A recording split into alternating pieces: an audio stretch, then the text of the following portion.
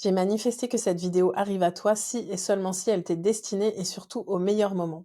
Je tourne cette vidéo aujourd'hui, le 22 septembre, dans l'équinoxe d'automne. Il y a vraiment une notion là de venir équilibrer l'ombre et la lumière en soi. J'ai préparé deux oracles, l'énergie céleste et l'énergie de la Terre. Et quand j'ai ouvert les paquets, en fait, je me suis aperçue que c'était encore un reflet de cette ombre et de cette lumière. Tu vois, ce paquet de l'énergie céleste, il est hyper clair et lumineux. Et puis celui de la Terre, il est beaucoup plus sombre, en tout cas sur l'arrière du paquet. Donc on va aller voir dans cette guidance ce que tu as besoin d'entendre maintenant pour pouvoir trouver l'équilibre à l'intérieur de toi. Alors déjà, d'ouvrir ma caméra, j'avais un message, je sais pas pour qui il est. N'hésite pas à me dire en commentaire si ça te concerne. J'avais un message de tu n'as pas été brisé, rien n'est brisé en toi, tout peut être reconstruit.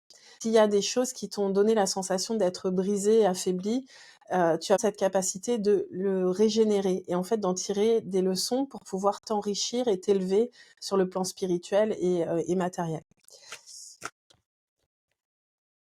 La libre expression de l'âme. Vous gardez le silence par peur de perdre ou de vexer un membre de votre entourage. Peut-être par peur de blesser l'autre, tu retiens en toi des choses qui, toi, te bouffent. On te dit que c'est comme ça que tu crées tes propres limitations. Tout peut être dit, du moment que ça part d'un espace d'amour, tu peux transmettre ta vérité. Et les gens qui sont pas prêts à la recevoir, à partir du moment où toi, tu la transmets depuis un espace d'amour, eh bien, c'est leur responsabilité. C'est pas à toi de porter des choses et de les garder en toi pour éviter de déranger l'autre ou de le mettre face à ses propres blessures. Donc il y a vraiment quelque chose qui te pousse à exprime-toi pour tout ce que tu es, arrête de garder et de faire le tampon un peu, tu vois. J'ai cette notion-là de tu encaisses, tu encaisses, tu encaisses, tu prends sur toi et en fait ça te bouffe. Les rêves, carte numéro 66. Vos rêves sont peut-être plus vifs et plus intenses que d'habitude. On a parlé de la libre expression de ton âme. Et si toi, tu te mets pas en mouvement vers ce que tu es destiné à faire, tes rêves vont s'intensifier, tes appels de l'âme vont s'intensifier.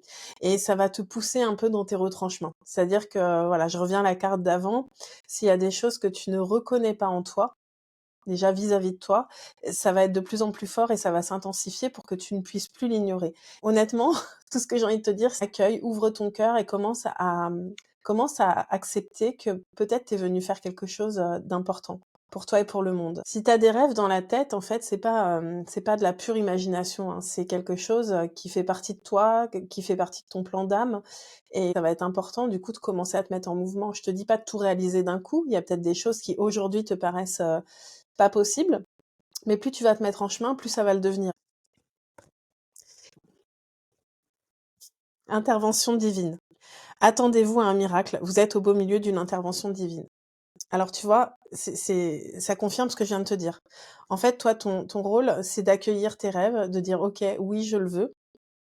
Ensuite, de te mettre en mouvement avec tes capacités du moment, avec ce que tu peux faire là maintenant, tu vois. Et ensuite, de te rappeler que tu n'es pas tout seul à créer. Tu es en co-création avec l'univers. Et donc là, clairement, je sais pas ce que tu as dans la tête ou dans le cœur, tu es peut-être déjà en mouvement, mais on te dit, reste centré sur ta joie, avance à ton rythme et laisse faire aussi la magie de l'univers. Il y a des miracles qui sont en train de se créer. J'ai cette énergie de miracle dans mes transmissions depuis quand même un certain temps. Il y a tout qui est en train de s'aligner, mais ça te demande, toi, d'arrêter de te renier, d'arrêter de repousser tes rêves, d'arrêter de taire ta vérité et au contraire, voilà, faire tout l'inverse. Tout l'inverse à ton niveau, en tout cas d'exprimer librement ta vérité et de l'assumer en fait. Qu'est-ce que tu désires vraiment? Qu'est-ce que tu ressens au plus profond de toi que tu es venu faire ou que tu as envie de faire? Une nuit étoilée, carte numéro 15. La lumière étincelante des étoiles vous rappelle que le futur est parsemé d'espoir. On vient de passer la nouvelle lune hier et on est encore dans les énergies de nouvelle lune.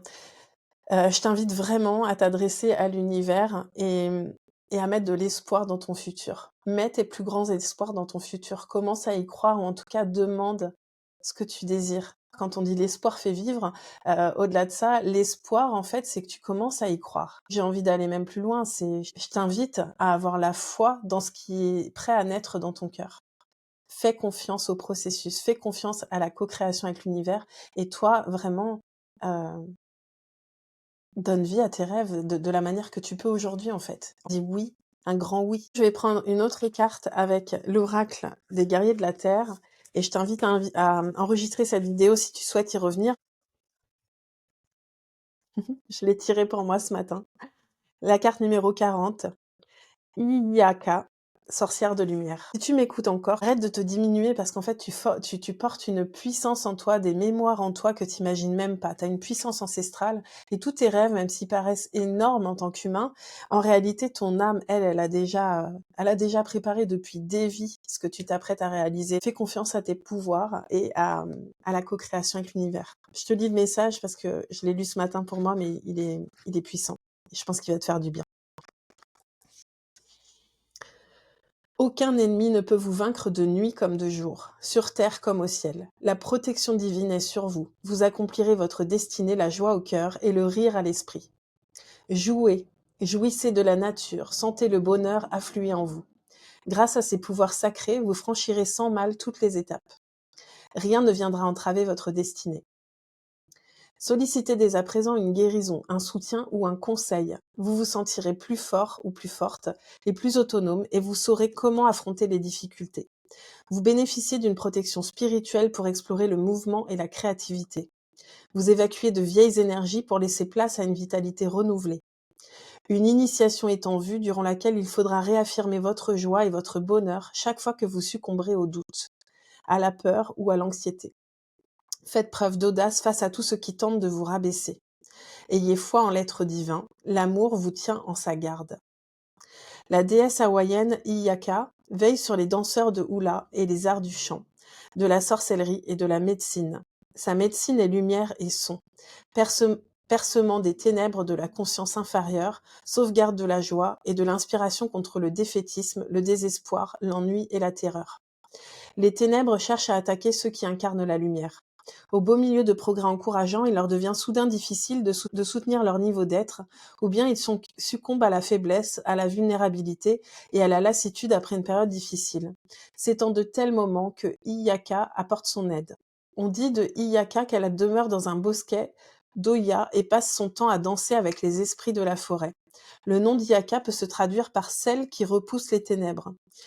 I veut dire hausser la hanche et Yaka ténèbres. En tant que protectrice des danseurs, Iyaka rappelle qu'une simple torsion de hanche convoque la joie. On dit que c'est la première chose que les chamans demandent à ceux que les démons tourmentent. Quand avez-vous dansé pour la dernière fois? Qu'il s'agisse de remuer son corps ou de bouger sur le plan symbolique, la danse est une manière d'inviter la vitalité et de puiser dans la joie. Faites de la place à tout ce qui vous donne l'impression de danser de joie et exercez-vous pour y regagner de la force. La mission d'Iyaka est aussi d'enfanter des nuages, de la pluie, du tonnerre et des éclairs. En soi, le mouvement est bienfaisant, car on a du mal à affronter la vie quand l'énergie stagne. Pour la faire circuler, il faut se fier à ses rythmes intérieurs, mais aussi se reposer. Dans le monde moderne, il est difficile d'avoir des rapports honnêtes avec son corps. Le temps et l'espace manquent pour donner libre cours à l'expression personnelle. Iyaka vous y encourage. Faute d'affronter votre tempête de sagesse intérieure, vous risquez d'essuyer une tempête extérieure et de vous faire surprendre par les événements.